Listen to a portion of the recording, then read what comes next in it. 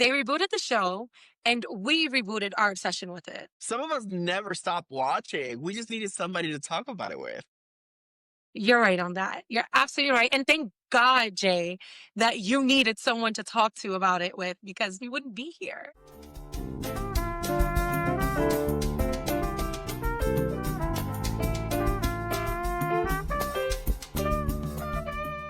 And welcome back, everyone, to Revirginized. I'm Candace B. And I'm Jay, like the letter. And today we are officially wrapping up the entire saga. I mean, this one is it. We're going to talk about like our highs, our lows, dating all the way back to season 1, guys. So this is a great episode, Oh my but we are going to gosh. tie it all in, and we're going to also announce the winner to our giveaway at the end of the show. So Yes. Oh my God. We had to give our show a wrap up after yeah. 3 seasons and over 3 years, right? We had a gap of it. It's been, yeah, 3 years of the show releasing. We needed to give it a proper wrap up. And Yeah. after so many mixed emotions of watching the show, commenting on the show, and just experiencing this all together, we just had to sit down and kind of unpack it. And we have promises to fulfill with you guys. So we wanted to make sure that we sent out one last time and Yep. took you guys through the entire thing. And we're going to make sure that we give this the proper goodbye, the proper Yeah. farewell that it deserves. After all the blood, sweat, and tears that we put into this, we just had to. We had to. Absolutely. And not like the bullshit goodbye that and just like that gave us, right? Like, we're not going to give you guys that. We're going to give you guys exactly what you want, exactly what you deserve, which is why you kept us running so long. And Yes, yes. I'm very excited about it, Candace. me too. Reaching the end of Revirginized kind of always makes me want to go back to the beginning. Yeah. And I know we've talked about it briefly with everyone, but I remember when the idea first came. And just like that had been announced, there was going to be a new production in the Sex and the City universe, cinematic universe, and I wanted to do something about it. I mean, my attachment had run so long and so far back, Mhm. and I never really got a chance to do something with Sex and the City. I never thought I was going to get it back. So I ventured out into the world of the internet and said, you know what, I'm gonna find me somebody that's gonna sit down with me and is going to be able to comment on this just as much as I want to comment on it. And there you were, Candace. Boom, baby. There I was, ready to do all of this. I'm like, it's so funny if we can go back in time just very briefly. Like, I never thought I would be talking about Sex and the City ever in my life because it's always been a show that I loved. You guys all know I've seen every episode. So, I mean, tens and tens of times. But no one ever really wanted to talk about Sex in the City, right? Like, you gotta love the show. And it just so happens I just started getting on Reddit because I love to write and hear like things and like whatever, be on forums. And I'm in the Sex in the City forum, and here goes some guy talking about, yeah, does anybody want to do a podcast? And I'm like, Lord, is this you? I was just telling someone I would love to do a podcast. And they like flaked on me after we were going to try to get everything together. And I'm like, this is a godsend opportunity because one, I get to talk about Sex and the City with someone who cares, right? Who knows the show. You know, not Yeah. like there's something wrong with new fans, but there's a lot of people who are like, oh yeah, I love Sex and the City, and they like know nothing about it. So you were like, Yeah. I met my equal.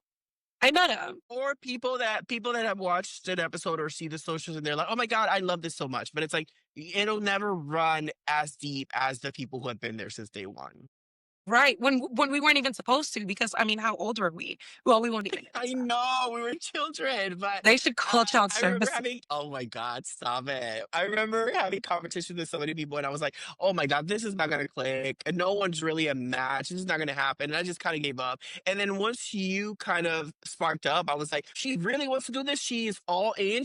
And I remember thinking, okay, well, let's see how this goes. And the first time we chatted, I was like, we are in this. We're going to do this. and I remember our this podcast ran for audio for the first 2 seasons, and it was on the 3rd season coming back that I said, "Well, if we're gonna do it, we're going to put our faces into the podcast. We're gonna make sure that we put ourselves into it, because it's a passion project. We wanted to do it, we wanted to Right. comment on this, and we were expecting something so different than what we got. You know, we were promised something so different, so we were really invested into making this work.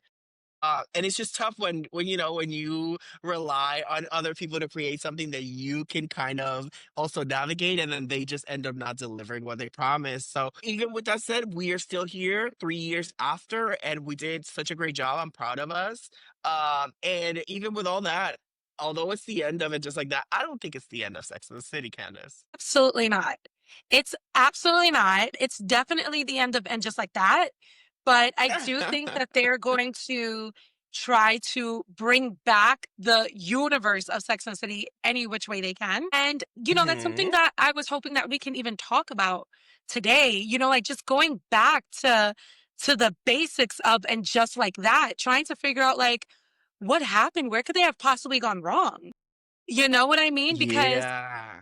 it wasn't Sex in the City, so they wanted to claim, but it really was, right? And you had Yeah. everything, And you know what I mean? Like, you had everything that was Sex and the City. We're giving a nice name to it because now it's what, 2021? Like, we're getting the nice ring, but it didn't mean that you had to um kill all of what Sex and the City was for this new show. yeah, So maybe we could talk I about that. truly I truly believe that was their first huge mistake. I think their conviction to attempt to convince us that this was not Sex and the City. This isn't just like that. It's something different, guys. But yet dropping us into a project that's directly a direct continuation of Sex and the City. I think that was their first mistake because if they wanted to create Yeah. something new, they could have just started from scratch. They could have just scrapped everything out of the way and then just started from scratch. And I feel like that was our first mistake. I feel like when we stepped into season one, I think from the pilot, we started realizing, oh, this is not what we thought it was going to Ah, be. You know, there were so many things that happened during season one that left us thinking, okay, wait, what is this again? What are they trying to do with this? And I feel like that confusion kind of just extended and it led into so much of that season and just kind of ruined the image of what the show was going to be for us. And they had some good moments, but I feel like their bad moments outweighed all of the good, and it just never really allowed us to. Throughout season one, get attached to the show in the same way. I feel like my first question about it was, okay, great, Miranda's a lesbian now, but what do we do with Steve? We have a relationship right. with Steve. What is that about? And then justice for Steve started happening, and then everything just kind of navigated from there, right? I see it. Right. And shout out to your shirt. I actually really love it. Because we Oh, realized that Harry got his justice, but Anthony never really got his Anthony got nothing. I Um, know. but the I engagement ring, did we even know. get to see that? Did we get to see the engagement ring? We really did. No, girl, I don't remember any ring. He got nothing. But no, yeah, you're right. And I think that was their first mistake as well is, not keeping some of the fundamental things that worked from the show, like, and then just not giving us enough. Like nothing was consistent. Okay, Miranda's a lesbian. What about Steve? Right? Okay, Chris Noth dies, but we didn't even get any backstory about like her and Big throughout all of these years, right? And I think that was a big complaint when the show started. Like we knew the actor wanted to die, right? I just want to make that clear. Chris Noth wanted to die. He did not really want to be a part of the Sex and the City universe, or he didn't want to. He Yeah, said he would only come back if he dies because he felt like he gave his character what he could give. Smart move, by the way. Um, yeah. but you didn't give us anything there. Like, how was their life for the past 15 years? Right? What were they doing? You killed him off True, so true. quick without giving us anything. Nothing. And you know what, Candice? That's sort of a part of the difficulties that we were navigating too, because the show now is carried by faces of actors that are in a in a different age to what the actors that they've been, right? And not Right. just age as in how their age in life, but also the age that they peaked, the age that they lived in these characters. It's a different age now, and so what they're portraying and the characters that they're portraying are not going to be received in the same way. And I feel like you mentioned Mr. Big not being a part of the production, not being a part of the storyline, because Chris Noth was no longer a part of the show, and we got that death. We didn't get to live in John and Carrie's relationship. We didn't get to see any of it, and also attached to that, we also got the death of Willie Garson, which also made us even it dug a deeper hole for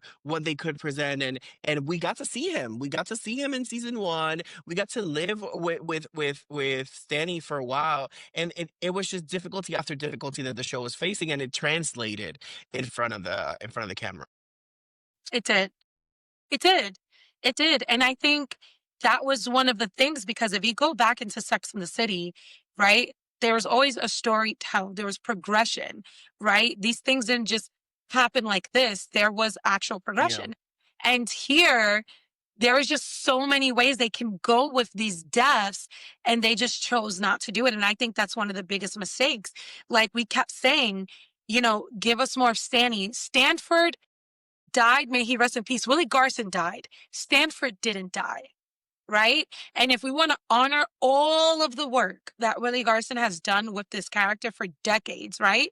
Let's still give Stanford some backstory.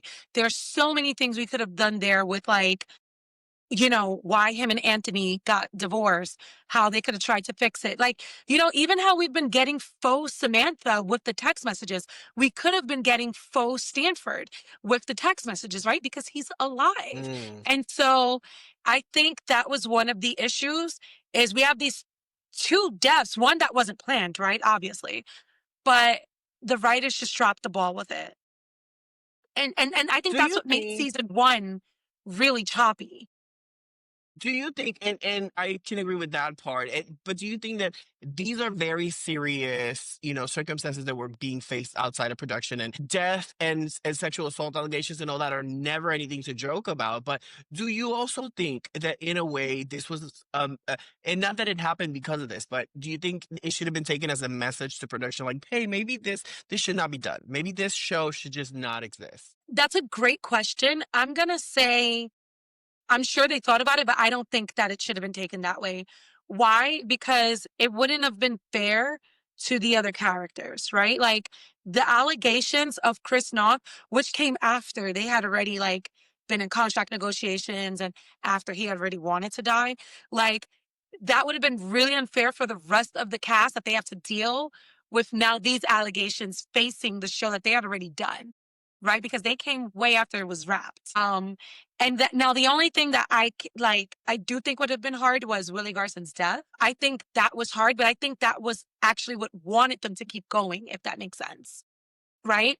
Because That's what pushed them to it continue. pushed them, right? Like I don't think it should have been like maybe we shouldn't do it. I think that's a great motivator for like he was a very pivotal part of the show and he would have wanted Yeah. us to continue and let's honor him. But I think in saying that that's the problem, right? I think they Mm, were right to keep going because he probably would have wanted them to keep going, right? I'm sure. of But the course, problem yeah. is they didn't honor him and they didn't honor that. You know, at least for him, I can't really talk so much about the Chris Noth because that was just terrible. Like that was Yeah. terrible timing. And But yeah, at you least can never yeah, predict anything like that happening. yeah, But it's sad when it happens. It's just I just feel like as a production team, you should have a mindset to tackle the situation better to where your production is not damaged by it, right? Because it's going to be right. jeopardized. Yeah, it's going to be affected, of course. Those things are going to touch the production, but it should not jeopardize it. It should not make it worse. It should not damage it.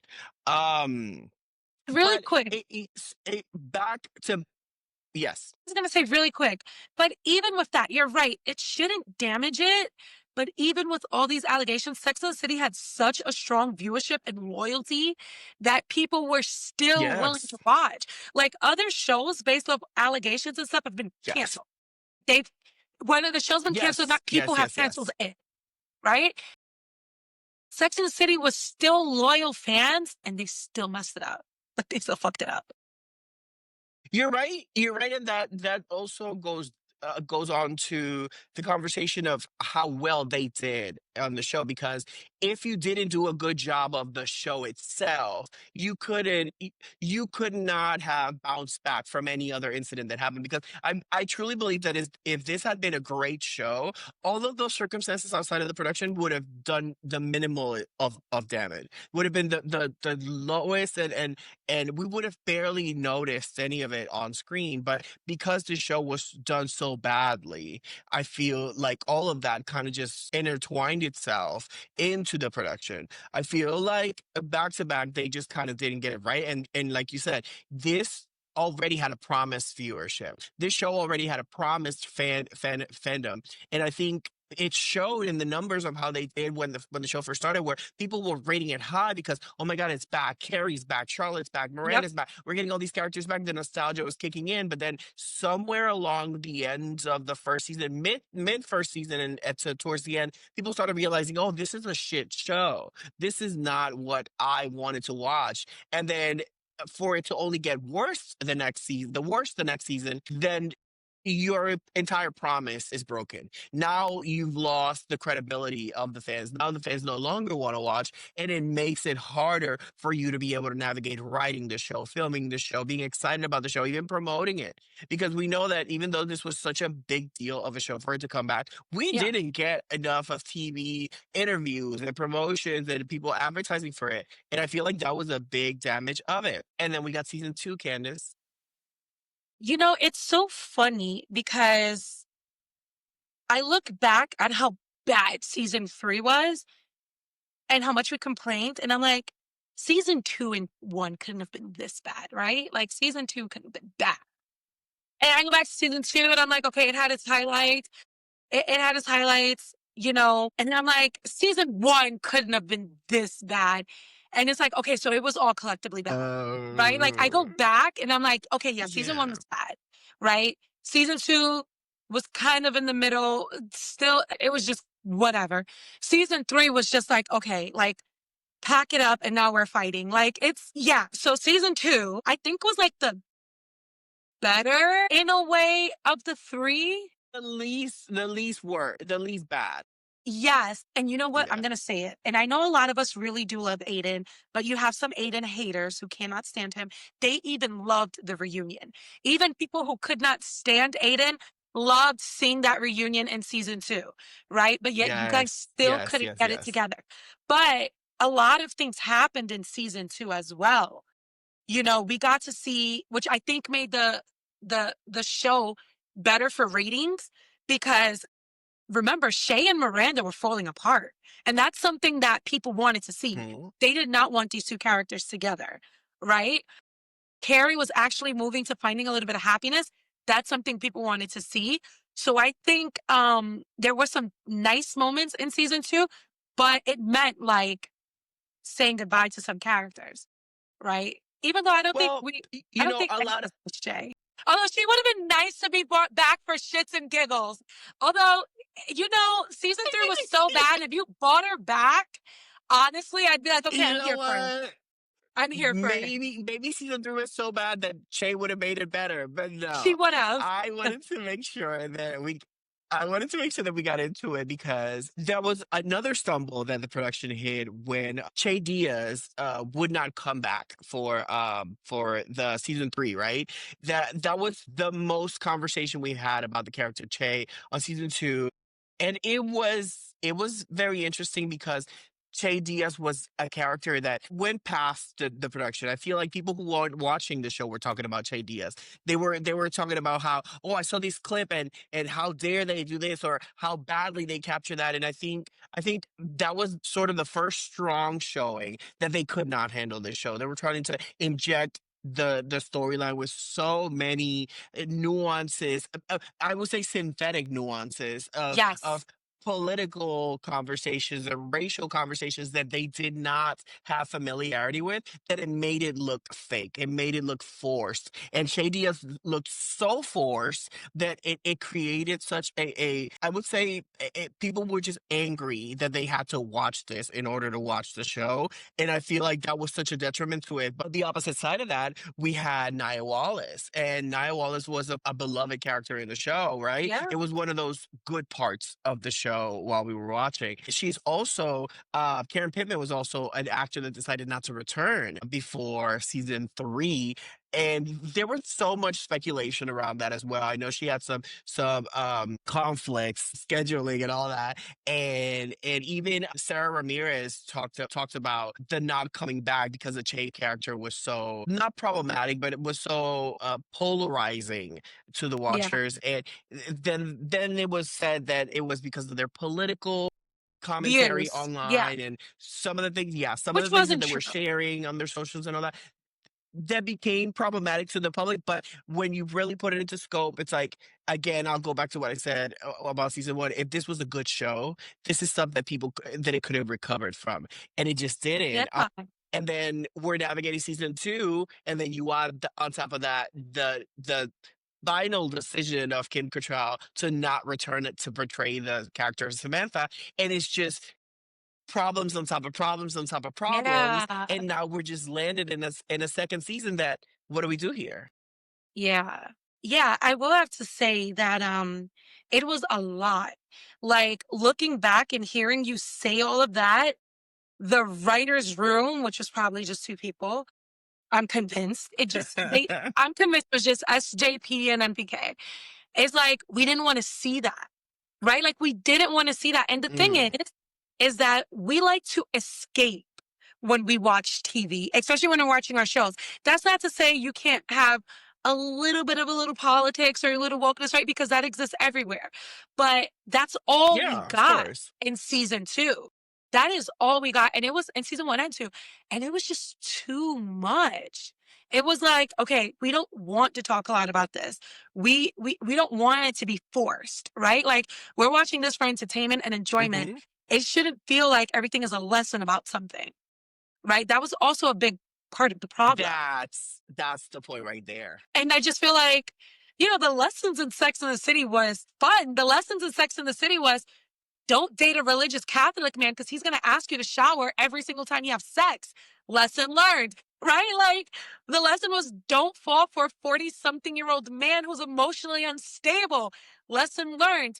Here now we have use all of, you know, the pronouns and the this and the that, which again, I think that's something that, yes, we should talk about. But every lesson, every episode doesn't have to be like forced on the lesson, like what's her face, who was horrible, because Shay would say her things, but Louisa, oh My my God, gosh. trying to check Miranda, like, man, she's learning about this. We're all learning about this together in 2020 something. We're all learning about pronouns and stuff. Stop killing us because we haven't gotten it right yet. We're getting there.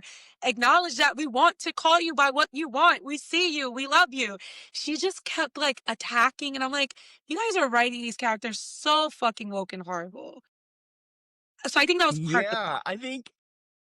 I think you're right where what you say about the too much, because when you get enough of something, it's never bad. When you get enough of something, it's never bad. It's when you insert it so much that now it's performative, right? It's in a Yeah. way, oh, we're going to stuff this with all these topics because these are the topics that are taking over the headlines right now, and we want this show to hit the headlines.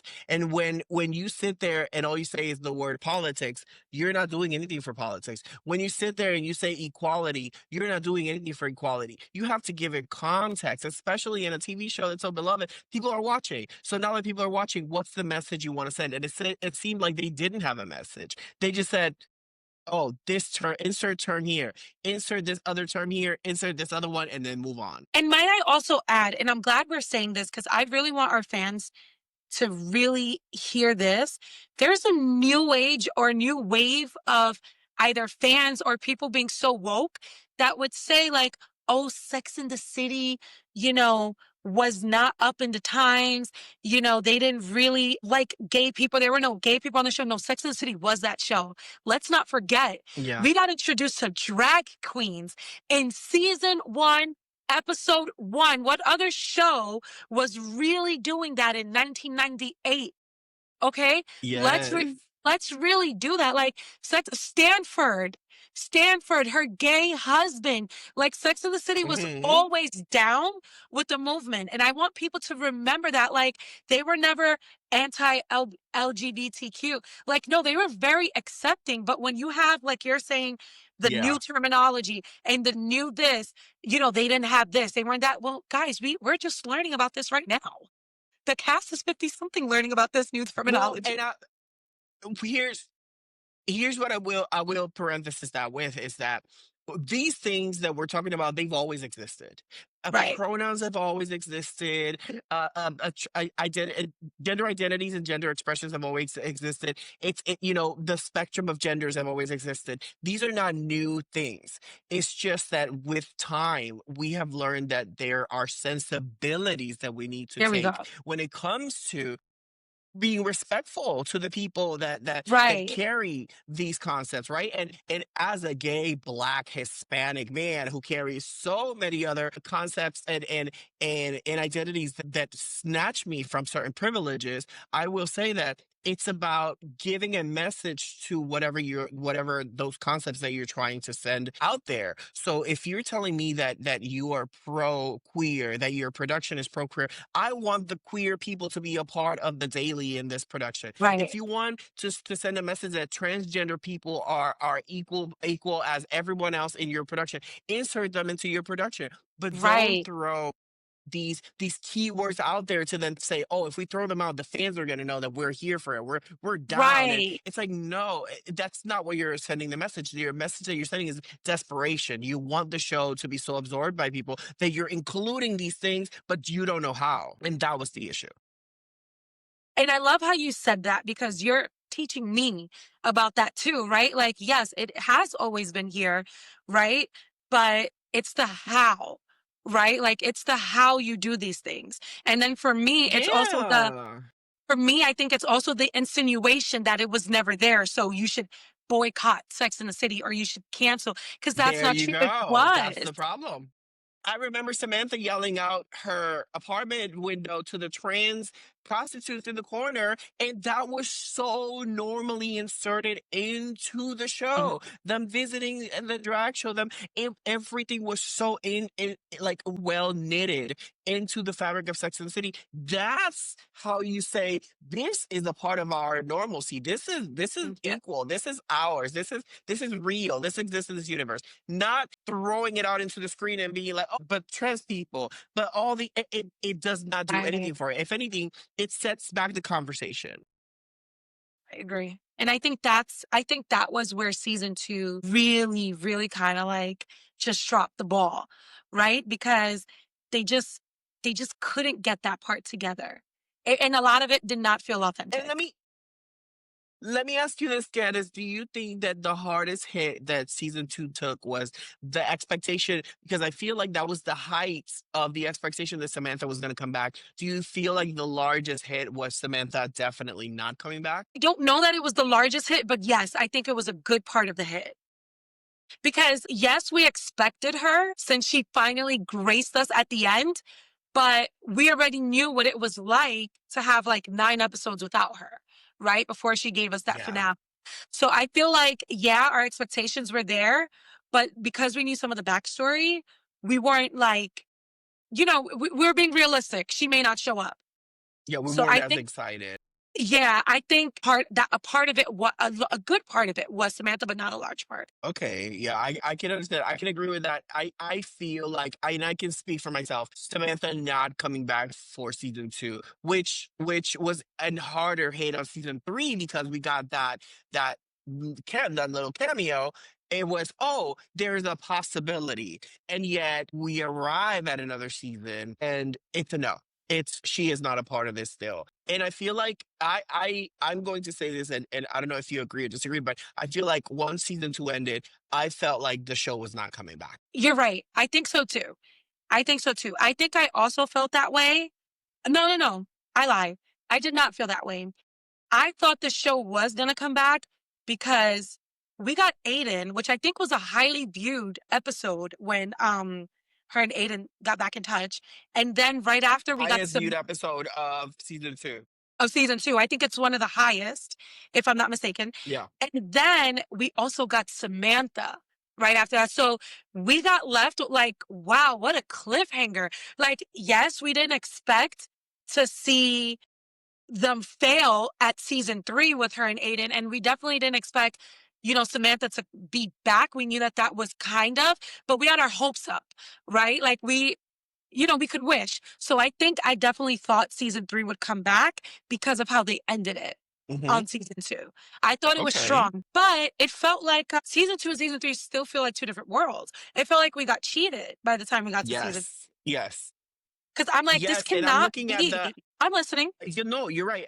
I'm looking at the ratings of the episodes right now, and of all of the 3 seasons, the episodes that were rated the highest was from episode 5 of season 2 all the way till the end, and Aiden's episode, the return of Aiden being in the middle of there, it sort of peaked. It had like its height in there, and I feel like I can attribute that to Aiden being a part of the situation because people reacted so strongly to him being back, whether it was good, whether it was bad.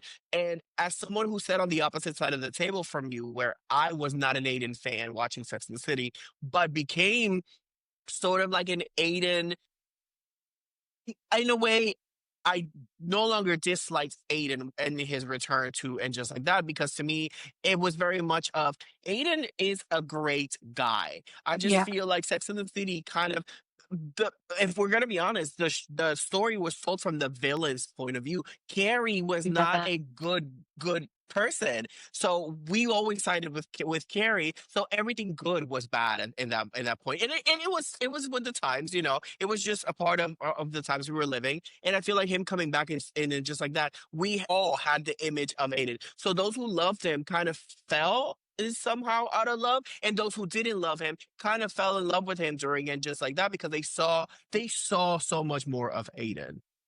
Mhm.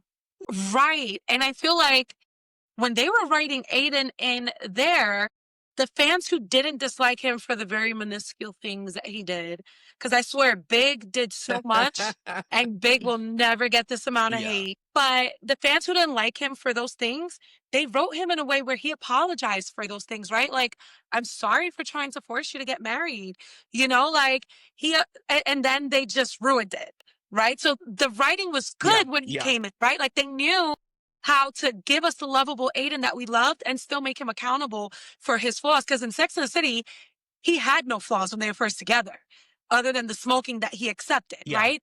Then his only big issue True, was true. the wedding and trying to force her there, which I understand because she cheated and he never felt like she was really his. He was insecure. But then you have this guy come back and you still give him all his great qualities, but then you make him accountable to the flaw, right?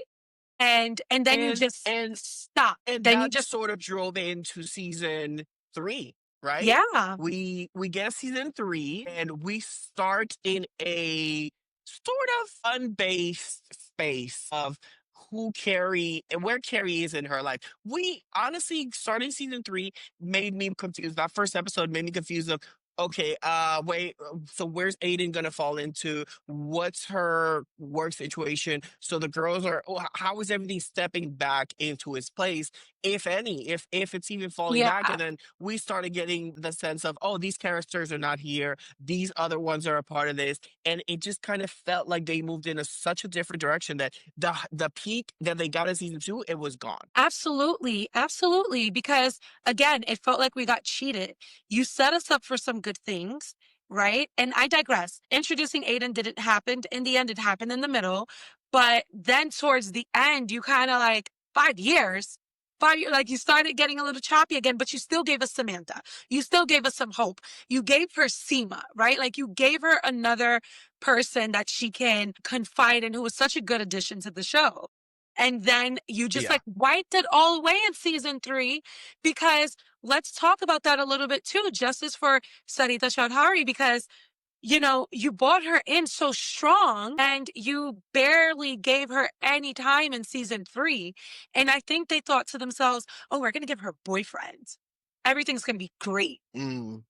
It was it though, because you Yeah, rushed it? it was so much of large pieces that could have been great that they just didn't treat them with respect. And I feel like we got the root of that with Seema not getting what she deserved, right? I feel like you said it correctly where, oh, they gave her a boyfriend and was like, oh, that's enough. And it's like, no, Seema was such a powerhouse. We could have gotten so much of Seema out in this season, and it just didn't happen. And I feel like they were so much more concerned about that fake wokeness that they felt like they had to fix from the first 2 seasons, that they wanted to translate it into these other seasons with being a pansexual boyfriend of Lily's and Lily. being Polly and was just a fucking soup of chaos. It was just like they asked the Gen Z to give them all the new terms and they just threw it in a pot and started stirring because none of it made sense. And I feel like that just gave us a bunch of bullshit. But let's be for real. They didn't just throw it in there and stir. They threw it in there, ate it, and threw it up.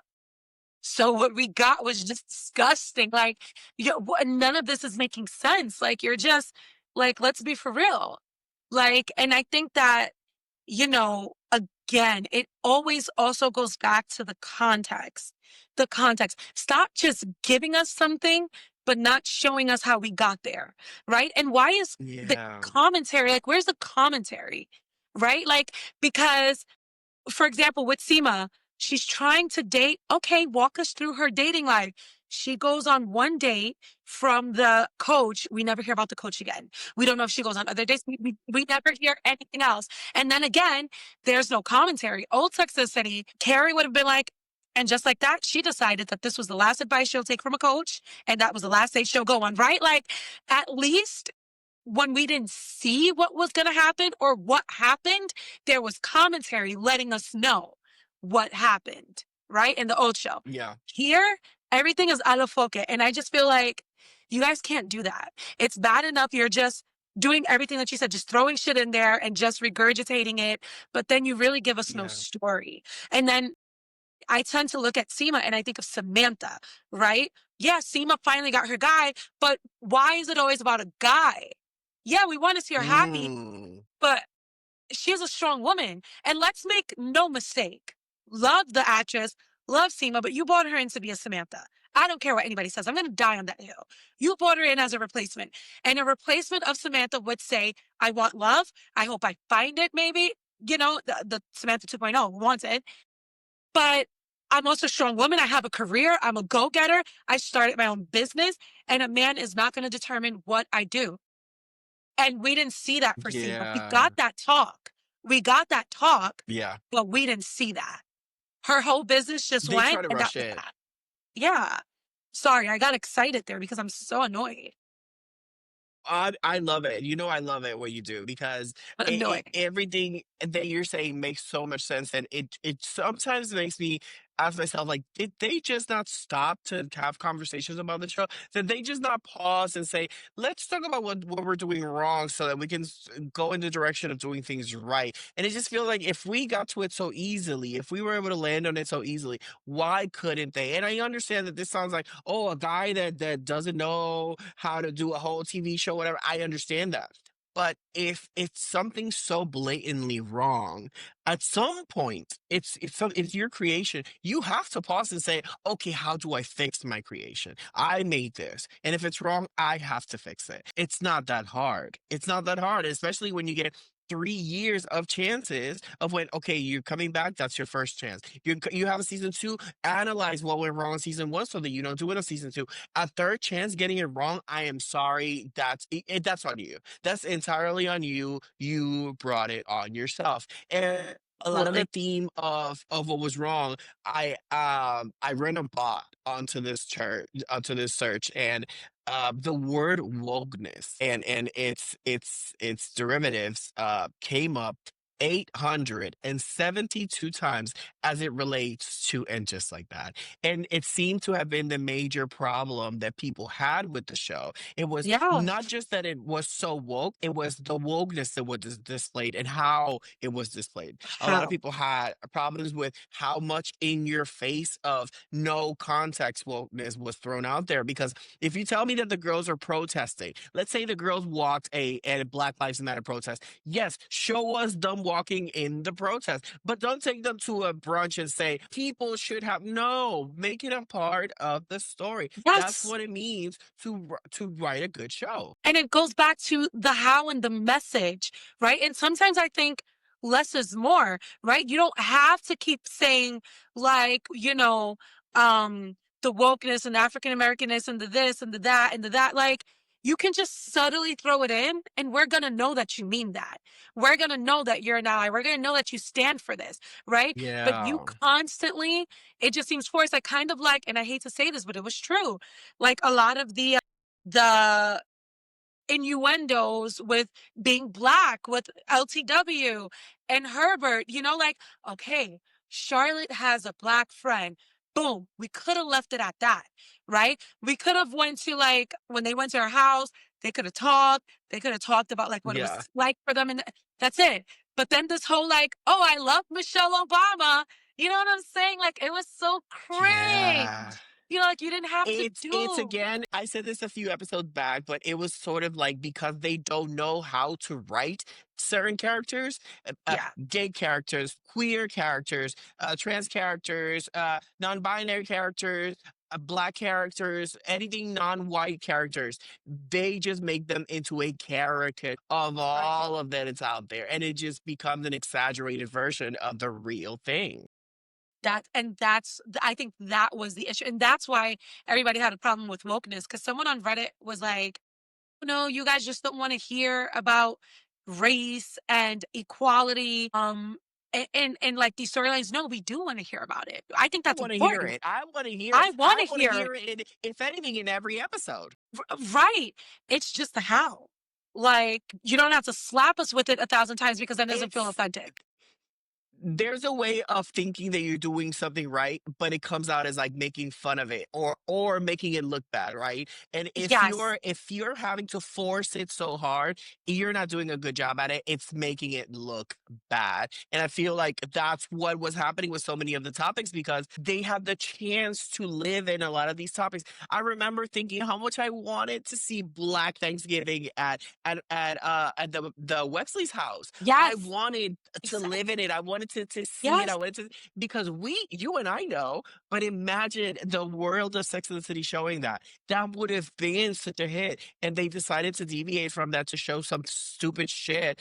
And that's where the disappointment is. That's where it's like, why the fuck would you make that choice? Right. And I think that that's one thing that's consistent in every season was the wokeness and the writing. That really was it. Like they just, and the consistency, you guys just couldn't keep it consistent. There were a lot of highs, right? Because I'm not a hater. There were a lot of episodes where I was like, yes, yes, right? And then, but for like every good episode that was a high, there's like 3 episodes that's a low because of the consistency. And so it's like, and I think and I can be wrong, and I hope I am wrong, but I will say, I think there's a lot of other behind the scene, maybe creative differences that were happening as well. Because Mm. look at our beloved character, like, yeah, Dr. Nia Wallace left, right? She had other things she wanted to pursue. But I also feel like when you love a show and you're passionate about it and you really want to do it, you'd stay in it, right? Especially if you feel a Yeah. part of it, Yeah. right? Yeah. Don't get me wrong. You Absolutely. know, there's other projects you may want to do, but actors do this all the time where they ask, "Hey, can I finish this and then start on this, or can I start this earlier? Right? Can we shoot earlier?" Or how they find a way to do both, even if it means sacrificing Yeah. because that's what they believe and that's what they love. And then I start to feel like, okay, there's something happening where I don't think these characters are really believing in the show either, because I don't think that Karen Pittman really needed to be off the show. I think she wanted to for a reason, right? And I Okay. wonder Yeah. I can about agree with that. the creative differences happening. And I think that's something that even in season three, we noticed straight off the bat. I think even from the promo stills, right? Like, we feel like we're going to get less and less of these characters. And you even said it.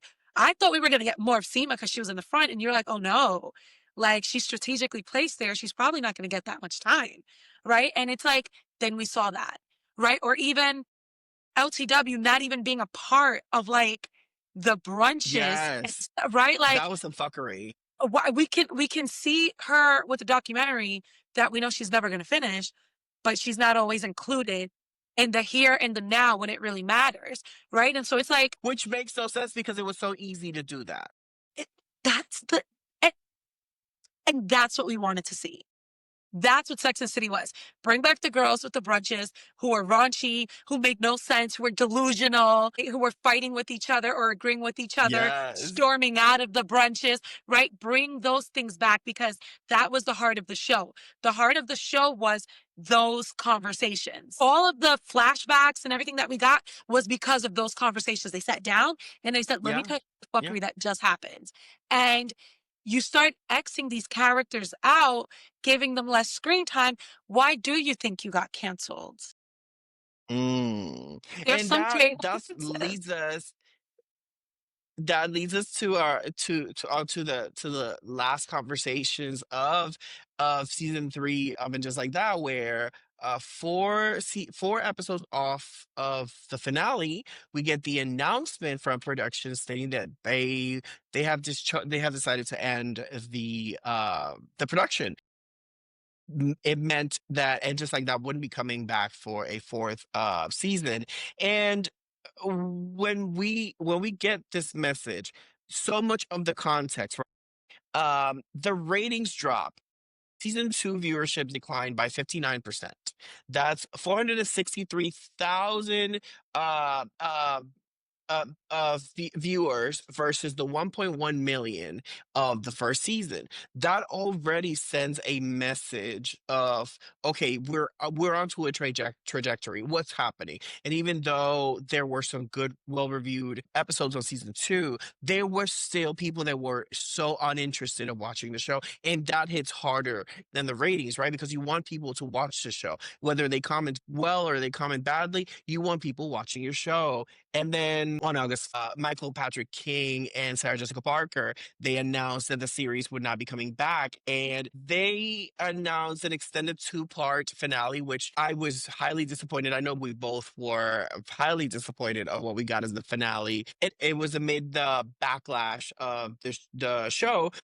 And they said that it was not due to cancellation. Lies. It's a lie. And I think so because I feel like um Kirsten Davis, she's a producer on the show, right? And you're a producer. If somebody was canceling your project ahead of time, you would know about it, right? Right. So she issued a statement in which she said she was sad or heartbroken. I'm paraphrasing, but basically she was sad to hear that it was not like the show was going to be no longer.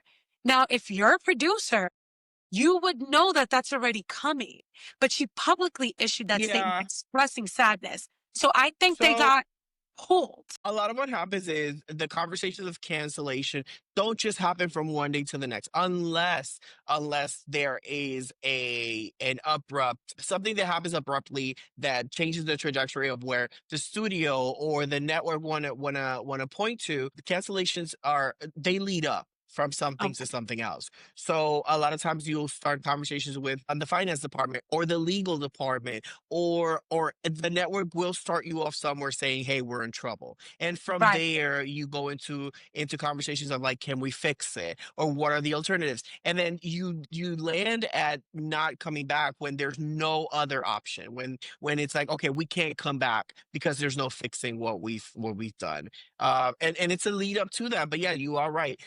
The producers would know what the conversation was, and in a way, Michael Patrick King made it seem like they were saving the announcement for later on. So that's even more of a fuck you to all the Yeah. fans. Right. Which I don't think any of the fans bought, by the way. But it was because we deserved honesty. look, you got canceled. We've been telling you were going to get canceled, right? Like, it's no big deal. It's no secret. Like, we told you this was going to happen. We said, fuck around and find out. Keep giving us these episodes, and we are going to stop watching, and then it's going to be yanked from you. But to say we were waiting for the right time to do it, no, stop. Mm, Don't BS. Don't BS it. Please don't. Like, in actuality, you didn't even have to say all of that. You could have just said, yeah. right? Like, or you could just let it phase out, like so many do, right? You could have actually Yeah. just let it phase out because I feel like to give us this lie of a story so early on, um, it really made people not want to watch. Because I think viewership went down since that announcement as well, because people were like, oh, well, okay, I'm not doing it. And so it's like, you could have just saved it or Yeah. something, right? Like, I agree with that because it could have been something that could have been a conversation after the show ended. thank you. And then you could have done all of that. And then, that would have been this, like, you could have done the whole thing that they did with Sarah Jessica Parker, making her real, and it really Yeah. would have hit us harder. But this was a big fuck you. And then on top of that, the last episode that you gave us was also, I think people stopped watching mid episode. Like, so I think yeah, I think that, It's bad. It's bad, and it reflects in the numbers, right?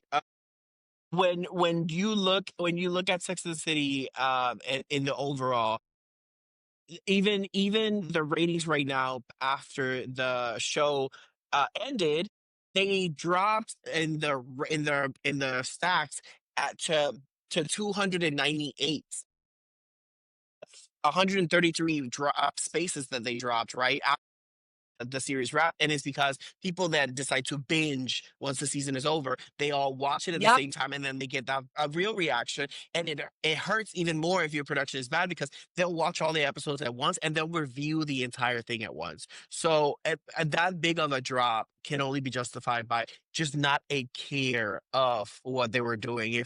If you care about your production, you treat the conversation better, you communicate to your fans better, you fix the damages that you've caused much better than what they did. So I think there was just this carelessness that just never got addressed, that never got, yeah, you know. yeah. And it's sad because I'm gonna miss doing this, especially with you. Like, I'm gonna miss getting on here talking about the show. I'm gonna miss everything, like people engaging with us. We get followers who we don't even like know, and they're like watching all of our stories, commenting. Like, I'm gonna miss all of that. But I feel like the show put us, all of us who are doing any type of podcast for and just like that, put us in a real like crappy spot. Because it's like, what can you do? I feel like, how could we as podcasters even save this show, right? Like, Yeah. now that it's ended, it has to just be done because you guys didn't And give us anything to work with. They're like, because, for yeah, example, there's and you're shows getting that are very real over. right now. Yes, like there's shows that are over, like Entourage, which I hope they reboot. Shows that are over, but you can still talk about it, right? Like, you can still do Yes, yes, podcasts, which yes. about, there's so much stuff you can say. But this is, you can't. Yeah, and that's a you got very real there, but that is the position that we were put in. I feel like some of the tough conversations that we were having, even producing Reversionized, was that people hate and just like that. So there's no loving anything outside of and just like that that's directly connected to it. So a lot of the shows that were thriving, that were commentaries on and just like that, were shows that were established during the Sex and the City conversations. So they were able to make a footing over the Sex and the City commentary and then move on to it just like that. But they already had a following, they already had a fandom. So Right. it was a weird spot to start a podcast in. And I'm very proud that we still Me did too. it because so many people just end in conversation and just never actually do it. So the fact that we got ourselves on here and did the thing for 3 years, I'm very proud of what we did. So I will never look back at Revirginized and think that it was a mistake. I will always look back Never. at it and say, you know what? Even with all that adversity, we still ran through the entire situation. So I'm very glad that we got to do it. And honestly,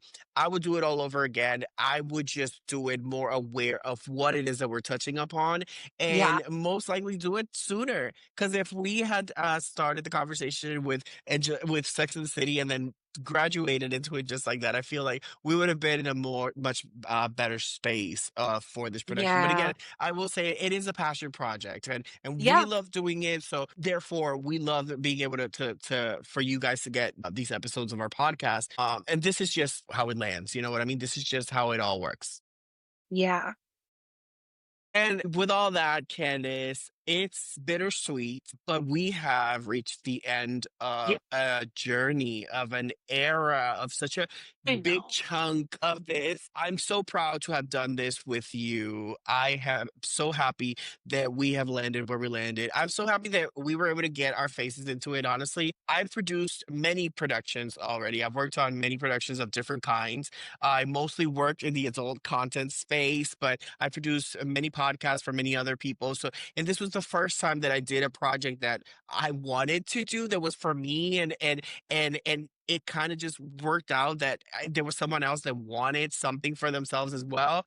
And I'm so glad that we did this because it also tells me like, oh, you can go ahead and put your face on another project next and it'll be, you can do it. You've proven that you can do it. So I'm very proud of myself and you for that. And I'm so glad that we did it. And as bittersweet as it is that the show has ended, I'm also happy about it. I know that it's sad that we won't have this anymore, but it needed to end, and I'm glad that it ended. But I'm also excited for in the future how we are going to be consuming the next part of the Sex and the City story and what we're gonna get and how we're gonna see it because that's gonna be something that will definitely demand a commentary, and I hope that we're still around to do that. So I would love a cheers for that, but before that, I would love to hear what you have to say about all this. Well, for starters, do you think we're going to get another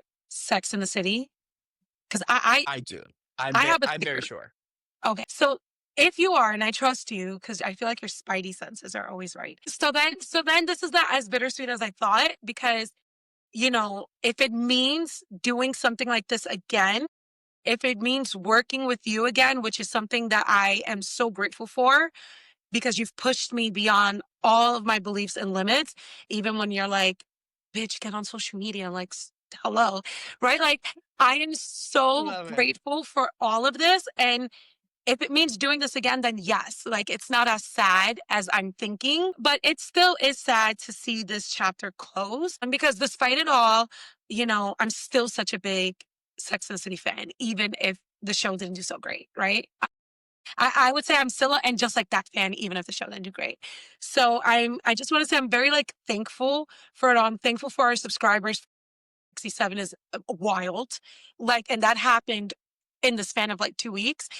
And I thank you for that because you got us there. Like, we wouldn't be here if you weren't so radical to be on the great state of Reddit at that with this idea, right? Like, this just would not exist. I never thought I would be doing this, let alone be on YouTube where I'm like so self-conscious, second guessing everything that I do, my look, everything. But you really forced me to see beyond all of that and to just remember why we're doing this. This is because we love to do this. We love to put this content out there. Like, we're excited for this no matter where it lands. So I want to say thank you to you, Jay. I want to say thank you because we do have fans, right? Thank you to all of our fans who have been watching since the very beginning when we were just on audio. Um, Oh my and gosh, yes. yeah, like, and I think that this is not the end, and I'm excited to see you later. Yeah, for sure. And with that, I would love for us to cheers, but before we cheers, as promised, as we've promised, we have an announcement to make. Candace, what Yeah. announcement is that? So we have a winner. And remember, we told you guys in our giveaway, we're giving $100 of officially Revirginized merch. Everything you can think of. Stickers are going to be in there, tumblers, shirts. So Jay is going to let us know who that winner is. And I'm really excited because we've interacted with said winner. They watch a lot of our stuff. They're so great. And yes, Jay, who is it? Thank you so much to Clotilde Esme on Instagram. That is Clotilde Esme, your username is going to be under this video. You have already received a message from our production house, J. Breyer Allen, giving you the details on how to claim your price. Just make sure you take the right steps. You have some time to claim your price. Congratulations to Clotilda Esme on being the winner of our season 3 giveaway. I do want to give a quick shout out to Heather Starr, who's been with us from the very, very beginning. She's never missed an episode. She is so faithful. She might have missed a like on YouTube here and there. However, she's been with us. And Steph Ross, who's also been very faithful since the very beginning, has never missed an episode. I love you guys. Thank you guys so much. They've bought our merchandise and they've been rocking with us since day one. We love you. Oh, thank you. And we are going to Oh, cheers to the end of a beautiful era. Candace, I will see you on the next one. I will see you on the next one, Jay.